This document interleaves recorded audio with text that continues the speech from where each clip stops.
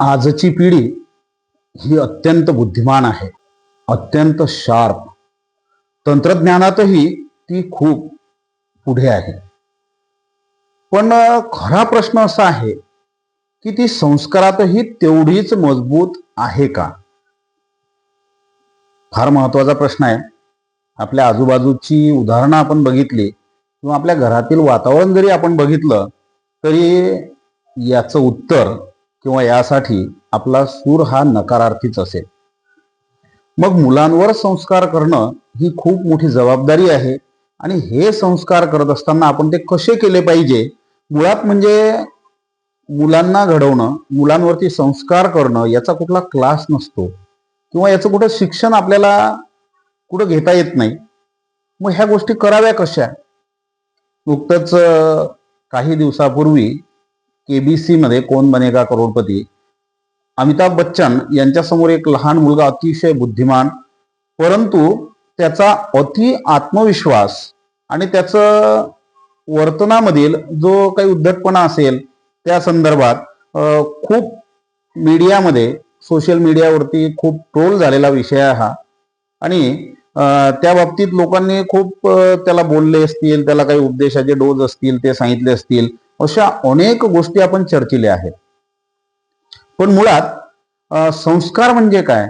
संस्कार म्हणजे केवळ उपदेश करणे नव्हे तर उदाहरणे देणे आहे.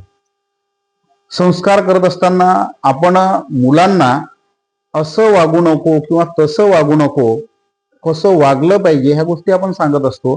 पण खरं म्हणजे असा उपदेश न करता आपण त्यांच्यासमोर उदाहरणं निर्माण केली पाहिजे. त्यावेळी खऱ्या अर्थाने त्यांच्यावरती संस्कार होतील. कारण त्यांना ज्या गोष्टी मिळायला पाहिजे किंवा ज्या गोष्टींची माहिती त्यांना व्हायला पाहिजे, मुळात त्या गोष्टीची माहिती त्यांना होतच नाही.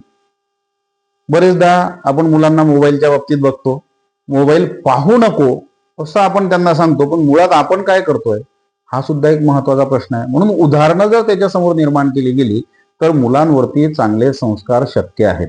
आणि काही बऱ्याचशा ज्या गोष्टी आहेत ह्या अगदी बालवयामध्येच, लहानपणामध्येच मुलांना जर त्या सांगितल्या गेल्या तर त्याचे अतिशय दूरगामी चांगले परिणाम हे मुलांवरती होऊ शकतात.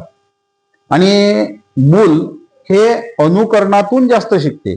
त्यामुळे आपल्याला आपलं वर्तन तसं ठेवावं लागेल, आपल्याला तसं वागावं लागेल. आणि लहानपणीच जर त्यांच्या काही चुका होत असतील, शेवटी ते लहान मूल आहे, एखाद्या समजूतदार, एखाद्या जबाबदार, एखाद्या मोठ्या व्यक्तीप्रमाणे ते वागेलच असं नाही किंवा ते वागूही शकणार नाही. त्यामुळे लहानपणी जर त्याच्या काही चुका होत असतील तर त्या आपण सुधारल्या पाहिजे. मग त्यासाठी आपण काय करावं? वंदनीय राष्ट्रसंत तुकडोजी महाराज यांनी आपल्या ग्रामगीतेमध्ये सांगितलेलं आहे, लहान मुलांच्या बाबतीत, जरा चुकली या चुकतची जाते, मग सावरेना काही केल्या ते, इंद्रिया जैसे वळण लागते, तैसेची राहते जन्मभरी. मित्रांनो, महत्वाचं व्हिडिओ फार मोठा होणार आहे, त्यामुळे सर्व गोष्टी इथं एका व्हिडिओमध्ये सांगणं शक्य नाही. तरी महत्वाच्या 2-3 गोष्टी मी आपणाला सांगणार आहे. संस्कार करत असताना, एक सुजाण पालक आपण बनत असताना आपण कोणकोणत्या गोष्टी ह्या टाळल्या पाहिजे आणि कोणकोणत्या गोष्टी ह्या आपण केल्या पाहिजे, यासाठी अत्यंत महत्वाचा असा व्हिडिओ आहे. बघा, मुलांवरती संस्कार करत असताना त्यांना उपदेश न करता त्यांना उदाहरणं द्या आणि ती उदाहरणं स्वतः आपण जे आहे ते आचरणात आणा. त्यामुळे मूल अनुकरणातून शिकेल आणि त्या गोष्टी त्याच्या मनावरती चांगल्या पद्धतीने बिंबवल्या जातील.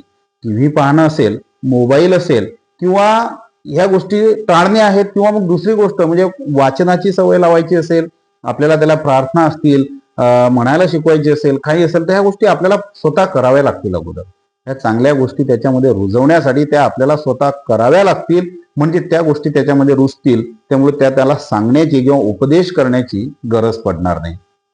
त्याचबरोबर सध्या आपण वातावरण पाहतो, आपल्या आजूबाजूला बरीचशी परिस्थिती आहे, काही चुकीच्या गोष्टी असतील, म्हणजे आपण बरेचदा मुलांबद्दल तक्रार करतो की मुलं असे वागताय, किंवा एखादा मुलगा असेल काही व्यसनाच्या बाबतीत असेल किंवा इतर काही वाईट सवयींच्या बाबतीत असेल, मुलं असे वागतात. परंतु त्याला जबाबदार आपण आहे पालक म्हणून, ही जबाबदारी आपण स्वीकारली पाहिजे.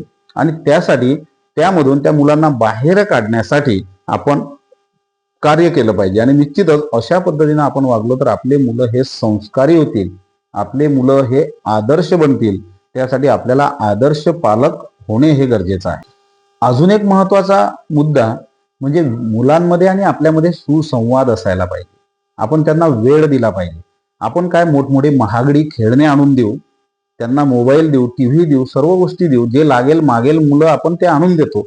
परंतु ह्या सर्व गोष्टी देत असताना आपण त्यांना वेळ सुद्धा दिला पाहिजे आणि त्यांच्यामध्ये आपला संवाद सुद्धा असला पाहिजे. जर हा संवाद असेल, आपण वेळ देत असू, तर निश्चितच त्यांच्यावरती चांगले संस्कार हे आपसुकच घडतील आणि त्यांना चांगल्या सवयी, चांगले वळण हे त्यांना लागेल.